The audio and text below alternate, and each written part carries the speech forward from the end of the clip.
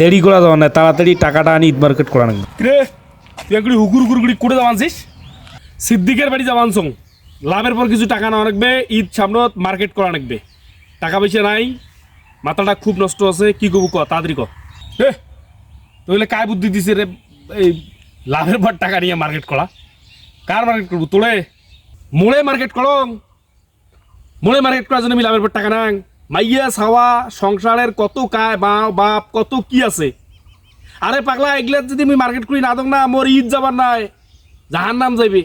তুই এলে বুঝবেন না, তুই তো বিয়ে করিস নি, তোর তো মাইয়া ছাওয়া সংসার কিছুই নাই, এলে তোর মাথা ঢুকবেন না, বুঝছিস?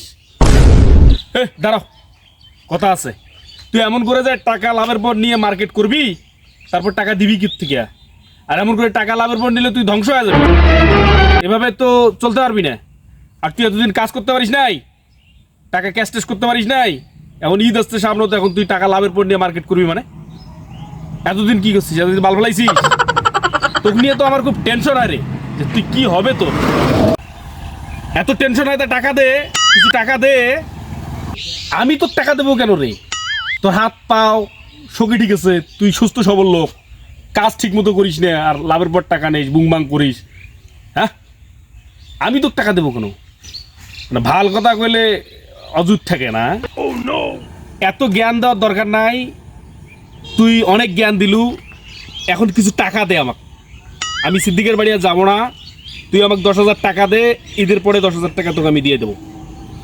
এত জ্ঞান দিতেছিস, এত ভালোবাসিস তুই আমাকে 10,000 টাকা দে ভাই। বলে আমি বুঝি না, টাকা দে। এত ভালোবাসা, এত মহব্বত আমার প্রতি তোর, তুই 10,000 টাকা দিলে আমি এই বিপদ থেকে উদ্ধার হবো। আমার আর লাভের বড় টাকা নেওয়া অনেকবেন নয়, আমি আর সিদ্দিকের বাড়িও যাবো না। কি কইস? ভালো বুদ্ধি দিয়ে কি বিপদোৎপন্ন নাকি? মোর যে অবস্থা, টাকা পয়সা নেই মোটে, মানে আমি তোকে একটু দাঁড়া ভালো পরামর্শ দিলাম, ভালো বুদ্ধি দিলাম, এখন উল্টে তুই আমাকে ফাঁসপা লাগছিস। এটা ঠিক? আমার কাছে টাকা পয়সা নেই, আমার অবস্থা খুব খারাপ। তুই যা, লাভের পর টাকা নিস কি তুই যা না যাচ্ছি কেন? যা যা, জ্ঞান সবাই দিয়ার পায়, নতুন জ্ঞান সবাই দিয়ার পায়। টাকা পয়সা চাইলে না, একটু হেল্প চাইলে না, তখন পাশো তার থাকে না, কথাই কয় না।